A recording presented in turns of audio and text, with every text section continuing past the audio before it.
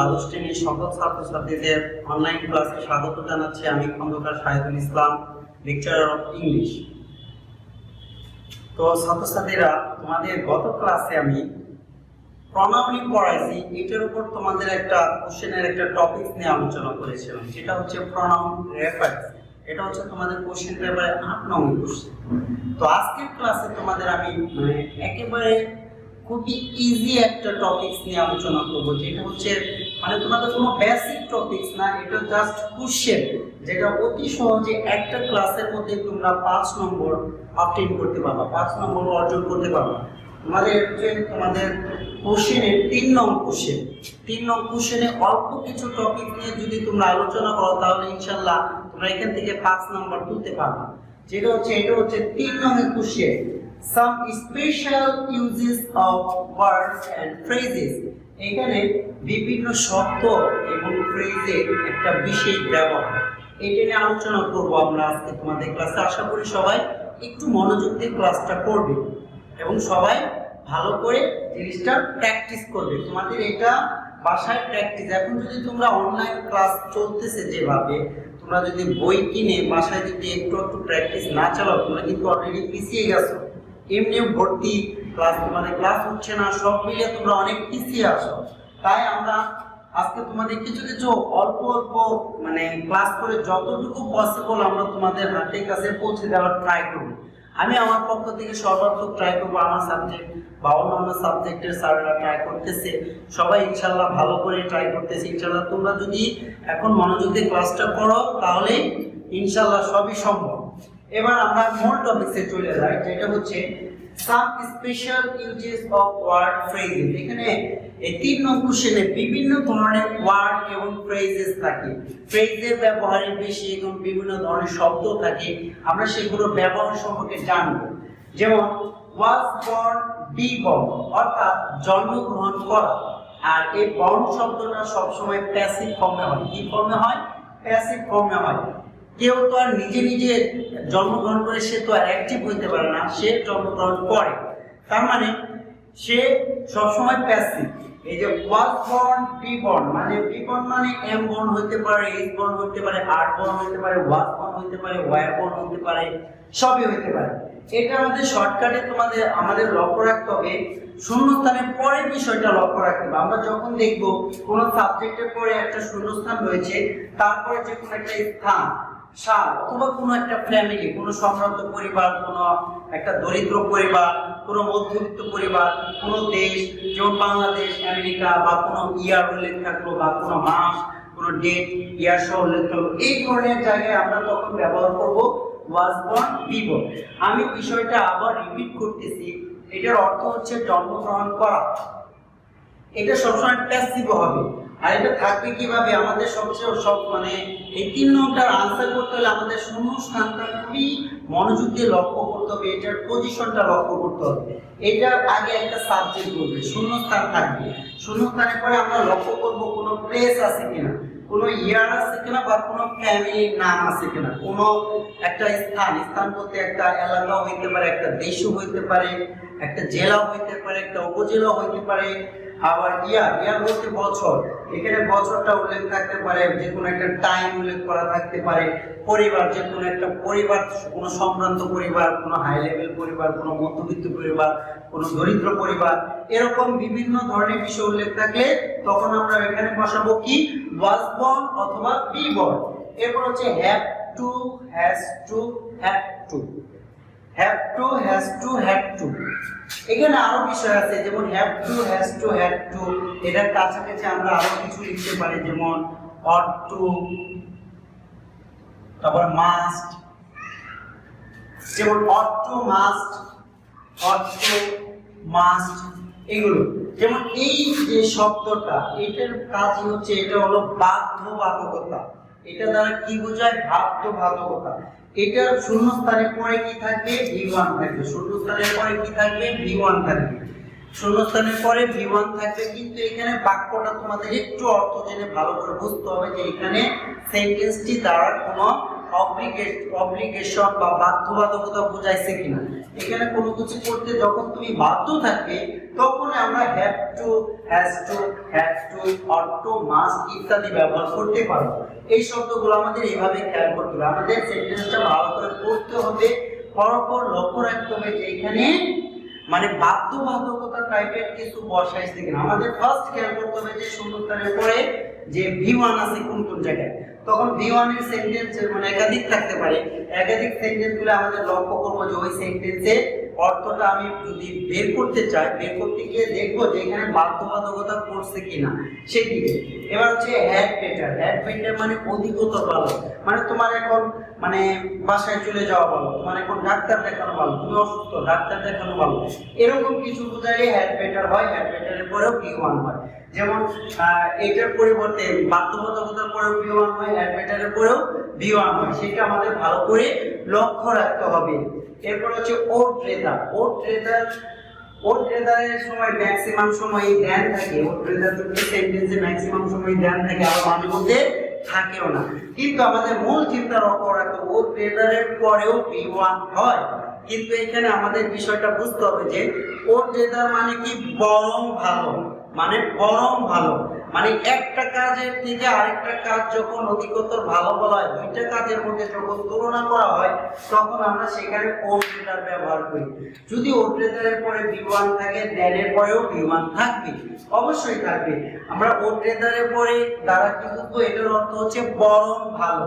ওট রেদারের পরে V1 হয়, দেন থাকতেও পারে নাও থাকতে পারে, তবে ম্যাক্সিমাম সময়ে থাকে। এরপরেও V1 হবে। তাহলে এটা আমরা শূন্যস্থানে খেয়াল করব কি দেন যুক্ত কোন সেন্টেন্সে শূন্যস্থানের পরে V1 আছে কিনা, এটা আমাদের ফার্স্ট লক্ষ্য রাখতে হবে। যদি আমি দেন যুক্ত সেন্টেন্স না পাই সেক্ষেত্রে আমার লক্ষ্য রাখতে হবে যে দুইটা কাজের মধ্যে কোনো কাজটিকে বেশি গুরুত্ব দেওয়া হয়েছে কিনা, সেটা আমাকে লক্ষ্য রাখতে হবে।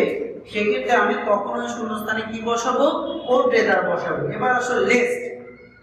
লেস্ট অর্থ কি পাছে ভয়, মানে তুমি একটা কাজ করতেছো, যখন কাজটা করা মানে কোনো কিছু থেকে বাঁচার জন্য করতেছো, কোনো কিছুতে রক্ষা পাওয়ার জন্য করতেছো, কোনো কিছু থেকে মানে কোনো কিছু তুমি হারিয়ে যাচ্ছে তোমার জীবন থেকে, সেটা অর্জনের জন্য করতেছো, তুমি নিজেকে ইমপ্রুভ করার জন্য কোনো কাজ করতেছো, সেই বিষয়টা যখন আমরা কোনো সেন্টেন্সে পাবো তখন এটা আমরা লেস্ট ব্যবহার করবো। লেস্ট মানে পাছে ভয়, আশঙ্কা ইত্যাদি বোঝায়।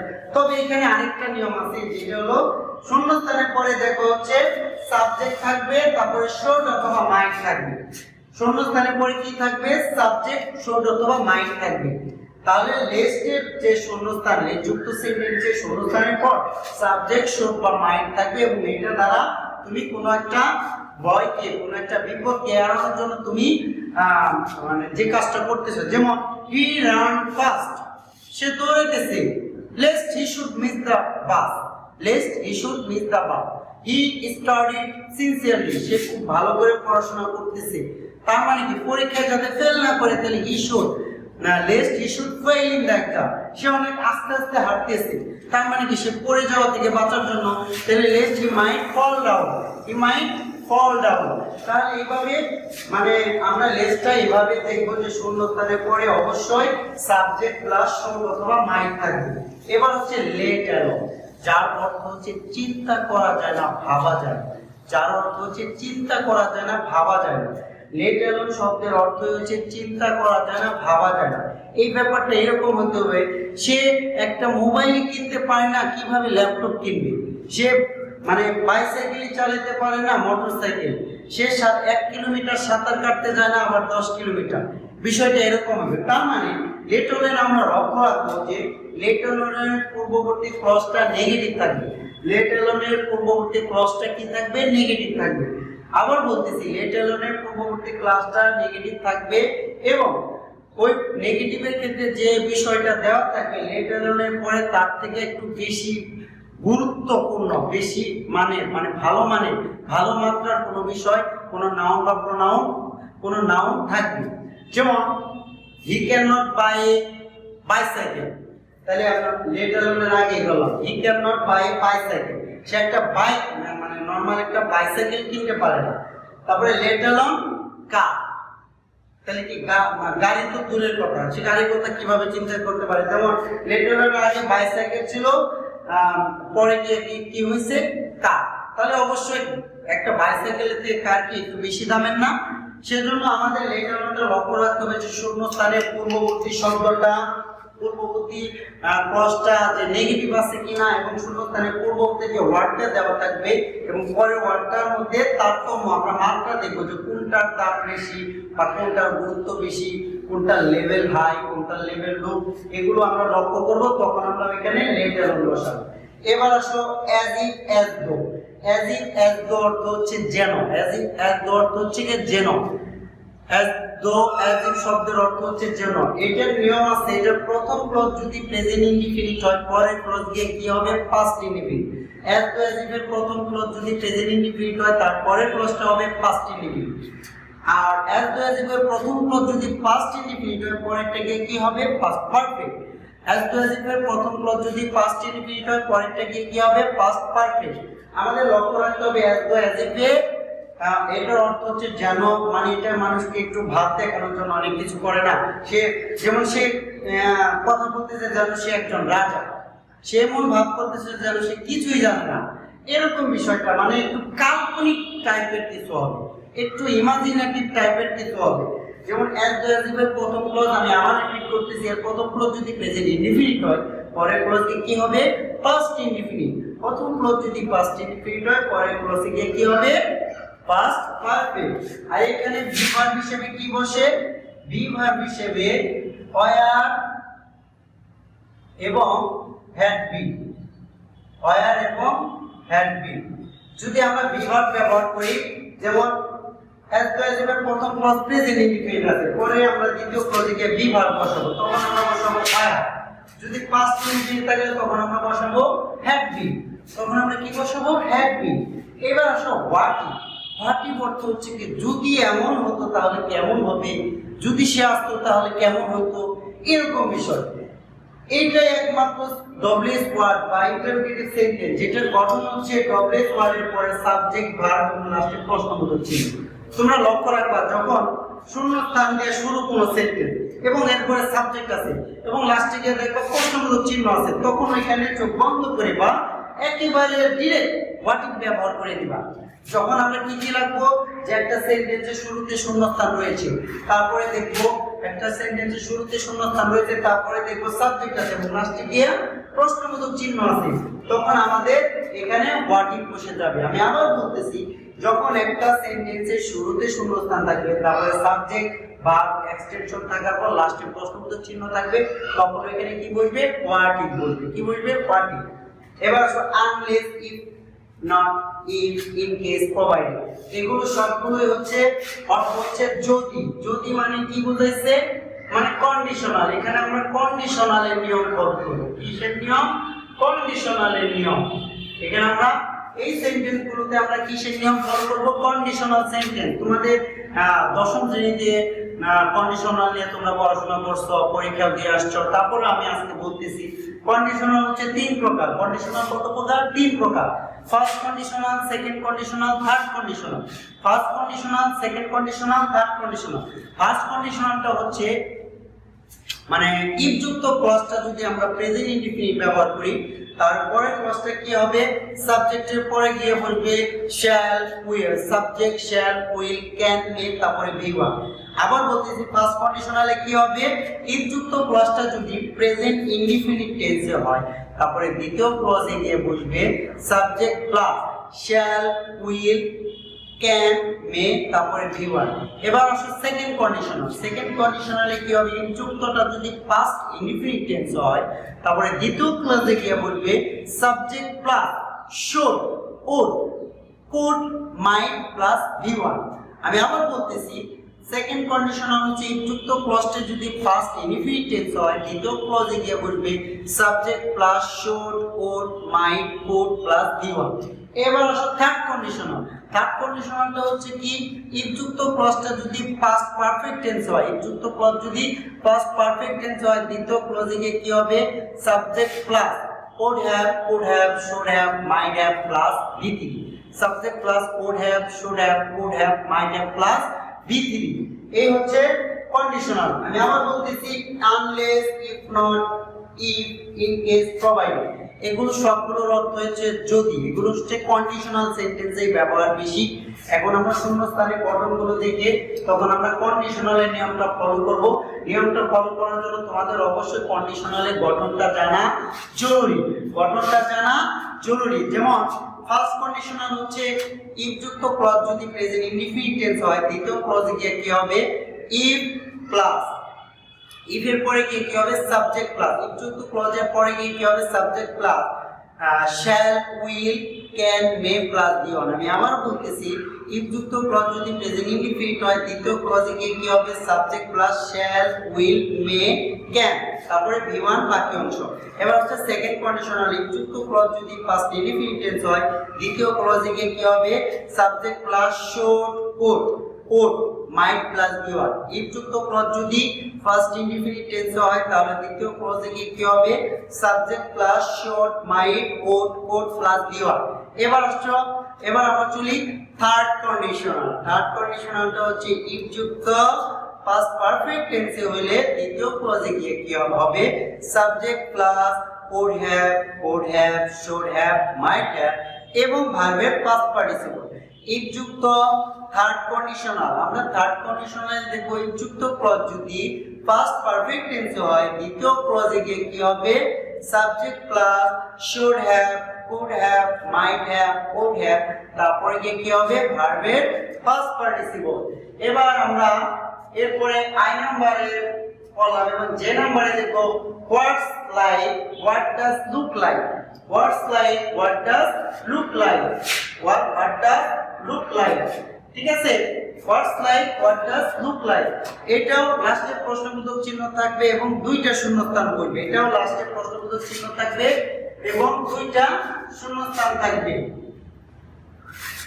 তারপরে হোয়াট ডাজ লুক লাইক বা হোয়াটস লাইক থাকলে এখানে দুইটা শূন্যস্থান থাকবে এবং লাস্টে প্রশ্নবোধক চিহ্ন থাকবে। What's like what does look like থাকলে কি হবে দুইটা শূন্যস্থান থাকবে এবং লাস্টে প্রশ্নবোধক চিহ্ন থাকবে। দেয়ার বা ইফ, এটা হচ্ছে ইন্ট্রোডাক্টরি দেয়ার অথবা ইফ বলা হয়। যখন একটা বাক্যে শুরুতে দেয়ার বা ইফ বসে, যখন এটা ইন্ট্রোডাক্টরি হিসেবে ব্যবহৃত হয় তখন ওই দেয়ারের অর্থটা থাকে না। এখানে দেয়ারের ভার্বটা আমরা লক্ষ্য করে দেয়ার বসাবো, আসলে দেয়ার অনুযায়ী ভার্ব বসে না, দেয়ারের পরে যে ভার্বটা থাকবে ভার্বের পরে যে নাউন প্রনাউনটা থাকে সেইটা অনুযায়ী। যেমন সিঙ্গুলার নাউন থাকলে সিঙ্গুলার ভার্ব বসবে, সিঙ্গুলার প্লুরাল নাউন থাকলে প্লুরাল ভার্ব বসবে, সিঙ্গুলার নাউন থাকলে সিঙ্গুলার ভার্ব, প্লুরাল নাউন থাকলে প্লুরাল ভার্ব। আর এটার পরে সবসময় সিঙ্গুলার ভার্ব বসে, এটার পরে সবসময় সিঙ্গুলার ভার্ব বসে। এজন্য আমাদের এখানে শূন্যস্থান এটা বেশিরভাগই বাক্যের শুরুতেই বসে, এরপর আমরা ভার্ব থেকে এটাকে আমরা ব্যবহার করব। অ্যাজ সুন অ্যাজ অর্থ কি কোনো কাজ করতে করতে আরেকটা ঘটনা ঘটে যাওয়া, এটা সাধারণত দুইটা ক্লজেই পাস্ট টেন্স হয়। অ্যাজ সুন এর সাধারণত দুইটা ক্লজেই পাস্ট টেন্স হয়। নো সুনার হ্যাড দেন, আর হইতে না হইতে, যেতে না যেতে, করতে না করতে এরকম বোঝায়। নো সুনার হ্যাড দেনে কি বসে হইতে না হইতে, যেতে না যেতে, করতে না করতে। হ্যাডের পরে সাবজেক্ট প্লাস V3 এবং দেনের পরে past indefinite tense. No sooner হ্যাডের পরে সাবজেক্ট প্লাস V3 দেনের পরে পাস্ট ইনডিফিনিট। স্কার্সলি অথবা হার্ডলি হ্যাডের ক্ষেত্রেও একই নিয়ম, এরপরে সাবজেক্ট প্লাস V3। ওয়েন অথবা বিফোরের পরে গিয়ে কি হবে পাস্ট ইনডিফিনিট, ওয়েন অথবা বিফোরের পরে গিয়া পাস্ট ইনডিফিনিট। এরপরে হচ্ছে ইউজ টু, এরপরে হচ্ছে ইউজ টু নিয়ে আমরা আলোচনা করব। ইউজ টু নিয়ে আমরা আলোচনা করব। তারপরে ইউজ টু হলো অতীতকালে অভ্যস্ত। আমরা যখন কোনো কাজ আগে থেকে অতীতকালে, ধরো ছোটবেলায় কোনো কাজ নিয়ে অভ্যস্ত ছিলাম তখন আমরা ইউজ টু ব্যবহার করি। যেমন I use to go fishing in the river, আমি ইন মাই বয়হুড, আমি ছোটবেলায় মানে আমার শৈশবকালে আমি নদীতে মাছ ধরতে যাইতাম। এরপরে ইউজ টুর পরিবর্তে V1 হয় এবং বি ইউজ টুর পরে পরিবর্তে হয় V1 plus ING, V1 plus ING. শুধু ইউজ টু থাকে এরপরে V1 হয়, আর বি ইউজ টু মানে am use to, are use to, was use to, were use to, এরপরে কি হয় ভার্বের আইএনজি, এরপরে কি হয় ভার্বের আইএনজি।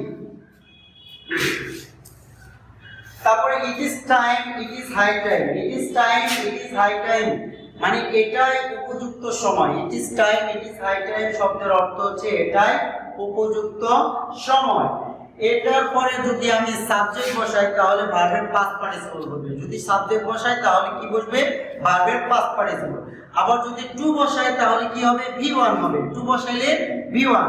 আবার যদি ফর বসাই তাহলে ফরের পরে অবজেক্ট বসবে, তারপরে টু প্লাস V1। তার মানে আমাদের এই গঠনগুলো লক্ষ্য রাখতে হবে যে কোন সেন্টেন্সে সাবজেক্টের পরে ভার্বের পাস্ট আছে, বা টু প্লাস V1 আছে, বা for plus object plus V1 আছে। সেই ক্ষেত্রে আমরা ওইখানে ইট ইজ টাইম অথবা ইট ইজ হাই টাইম বসাবো। এটা সবসময় প্রথমের দিকে থাকে শূন্যস্থান, আইদার অর নেইদার নট। এটা যদি দেওয়া থাকে একবারে দুইটা শূন্যস্থান থাকবে, এখানে দুইটা শূন্যস্থান থাকবে। আইদার অর হচ্ছে হয় এটা না হয় ওটা, হয় এটা এটা না হয় ওটা।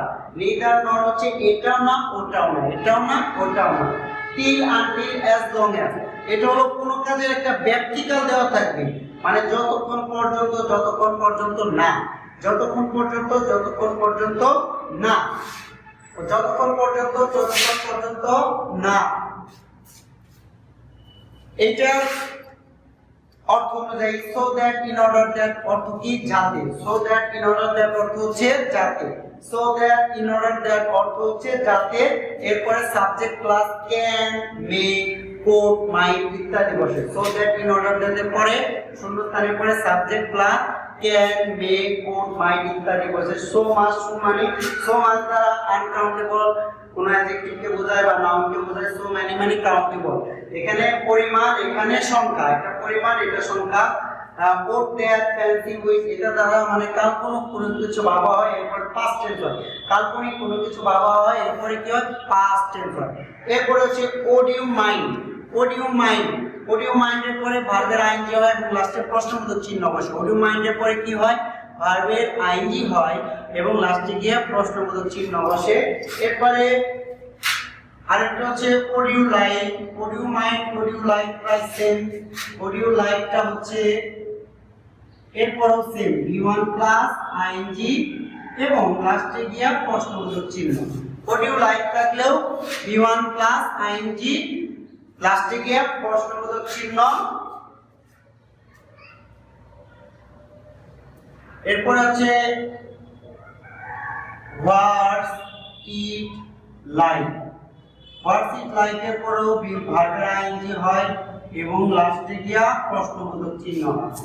হোয়াটস ইট লাইক এর পরেও কি হয়, ভার্বের আইএনজি হয় এবং লাস্টে গিয়া প্রশ্নবোধক চিহ্ন হয়।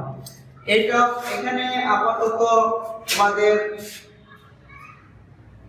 এই কয়টাই আমি আপাতত আজকের ক্লাসে নিলাম। আমি প্রত্যেকটাতে আবার একবার করে রিপিট করতেছি, যেমন ওয়াজ বর্ন, বি বর্ন, শূন্যস্থানের পরে, শূন্যস্থানের পরে এগুলোতে দেখবা, লক্ষ্য করবা হচ্ছে কোনো জায়গা আছে কিনা, কোনো বছর আছে কিনা, কোনো ফ্যামিলি রয়েছে কিনা, তারপরে have to, has to, had to, ought to, must. এরপরে এটা বাধ্যবাধকতা বোঝায়, এরপরে বিমান হয়। তোমরা সেন্টেন্সটা ভালো করে পড়ে দেখবা যে এটা দ্বারা কোনো বাধ্যবাধকতা বোঝাইছে কিনা। হ্যাড বেটার, এটা হচ্ছে অধিকতর ভালো বা অধিকতর ভালো। কোনো কাজটা করার যখন তোমার অধিকতর ভালো হয় তখন সেক্ষেত্রে হ্যাড বেটার বসবে। এরপরেও শূন্যস্থানের পরে B1। Code rather, code rather তারা হচ্ছে বরং ভালো। দুইটা কাজের মধ্যে একটাকে যখন আমরা বেশি গুরুত্ব দেই তখন সেক্ষেত্রে আমরা ওড রেদার ব্যবহার করি এবং ওড রেদারের পরে B1 হয়। দেন ম্যাক্সিমাম টাইমে থাকে, তবে নাও থাকতে পারে, তবে ম্যাক্সিমাম টাইমে থাকে। আমরা যখন কোনো সেন্টেন্সে দেখব দেন সহ আছে এবং শূন্যস্থানের পরে B1 আছে তখন আমরা ওইখানে ওড রেদার ব্যবহার করব। লেস, লেস দ্বারা হচ্ছে ভয় বা আশঙ্কা। এরপরে সাবজেক্ট প্লাস শুড অথবা মাইন্ড বসে, এটা দ্বারা ভয় বা আশঙ্কা। লেট অ্যালোন, চিন্তা করা যায় না, ভাবা যায় না। এর প্রথম ক্লোজ নেগেটিভ থাকে এবং প্রথম ক্লোজে যে নাউন বা যে বিষয়টা থাকে তার থেকে লেট অ্যালোনের পরে একটু বেশি ভালো মানে বা উন্নত মানে কিছু থাকে।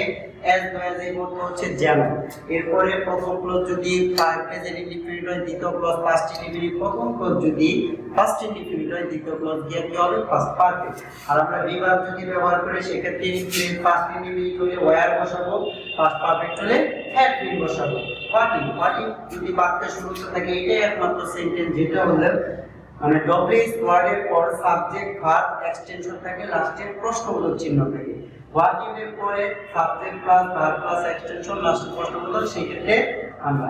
আর unless, if not, in case, provided, এটার অর্থ হচ্ছে যদি। এটা দ্বারা কি বোঝায়, কন্ডিশনাল বোঝায়। কন্ডিশনাল, তিনটা কন্ডিশনাল তোমাদের বলেছি কিছুক্ষণ আগে, আবারও বলতেছি।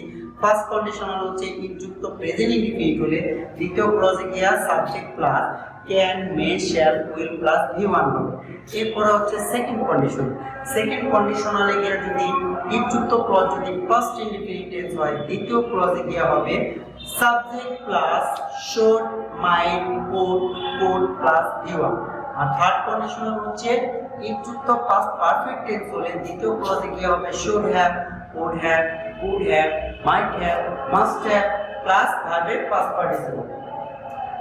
এবার হচ্ছে what's like, what does look like, এটা হচ্ছে দুইটা শূন্যস্থান থাকবে এবং লাস্টে প্রশ্নবোধক চিহ্ন থাকবে। দেয়ার বাই, এটা হলো ইন্ট্রোডাক্টরি দেয়ার বাই, এটা বাক্যের শুরুতে থাকবে। এগুলোর যেমন দেয়ারের ক্ষেত্রে ভার্বের পরে নাউন প্রনাউন অনুযায়ী ভার্বটি বসে, আর এটার পরে সবসময় সিঙ্গুলার ভার্ব থাকে। অ্যাজ সুন অ্যাজ মানে কোনো কিছু ঘটার সাথে আরেকটা কিছু ঘটে যাওয়া। আর নো সোনার হ্যাড থাকলে সাবজেক্ট প্লাস V3 দেন এর পরে ফার্স্ট ইনডিফিনিট টেন্স হয়। স্কার্সলি বা হার্ডলি হ্যাড হলেও তারপরে সাবজেক্ট প্লাস V3, তারপরে ওয়েন বা বিপুরের পরে ফার্স্ট ইনডিফিনিট টেন্স হয়। ইউজ টু, অতীতে কোনো কিছু অব্যক্ত থাকলে আমরা ইউজ টু ব্যবহার করি, আর বি এরপরে V1 হয়। ইউজ টু হলো অতীতে কোনো কাজ করতে অভ্যস্ত হিসেবে আমরা ইউজ টু ব্যবহার করি, এরপরে V1 হয়। আর বি ইউজ টু বলতে am used to, are used to, was used to, were used to, is used to, এগুলোর পরে ভার্বের আইএনজি হয়, এগুলোর পরে ভার্বের আইএনজি হয়।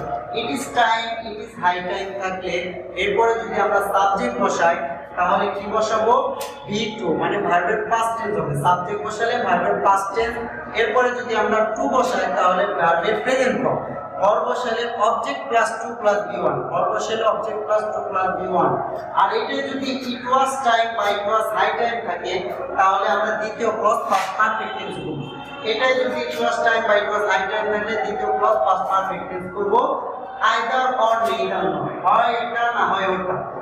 আইদার অর দ্বারা এই বোঝায় হয় এটা না হয় ওটা। নেইদার নর মানে এটাও না ওটাও না, এটাও না ওটাও না। till until as long as, এটা হলো যতক্ষণ পর্যন্ত, যতক্ষণ পর্যন্ত না, একটা কাজের বা একটা সময়ের ব্যাপ্তিকাল দেওয়া থাকবে।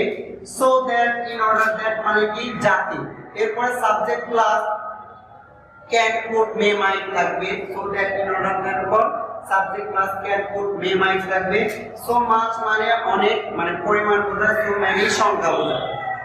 ওট দ্যাট ফ্যান্সি আই উইশ, এটা মানে কাল্পনিক কোনো কিছু, অনেক কিছু বাবা আমি রাজা হয়ে গেছি, আমি পাখি হয়ে গেছি, এরকম বাবা। এরপরে ফার্স্ট ইনডিফিনিট টেন্স হয়। অডিও মাইন্ডের পরে ভার্বের আইএনজি, লাস্টে প্রশ্নবোধক চিহ্ন। অডিও মাইন্ডের পরে কি হয়? ভার্বের আইএনজি এবং লাস্টে প্রশ্নবোধক চিহ্ন। অডিও লাইক থাকলেও ভার্বের আইএনজি লাস্টে প্রশ্নবোধক চিহ্ন। অডিও লাইকের পরে ভার্বের আইএনজি লাস্টে প্রশ্নবোধক চিহ্ন। অনেক সময় অডিও লাইকের পরে যদি টু বসে তাহলে V1 হবে। হোয়াটস ইট লাইক এর পরে ভার্বের আইএনজি এবং প্রশ্নবোধক চিহ্ন। হোয়াটস ইট লাইক এর পরে ভার্বের আইএনজি এবং প্রশ্নবোধক চিহ্ন।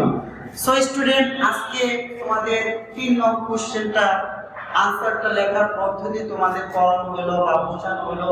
তোমরা যতটুকু চেষ্টা করবা মনোযোগ দিয়ে ক্লাসটা করার জন্য, এটা থেকে তোমরা, আমি মনে করি আপাতত এই কমন বিষয়গুলোই থাকে ম্যাক্সিমাম। এরপরও ব্যতিক্রমগুলো তো পড়া শেষ নাই।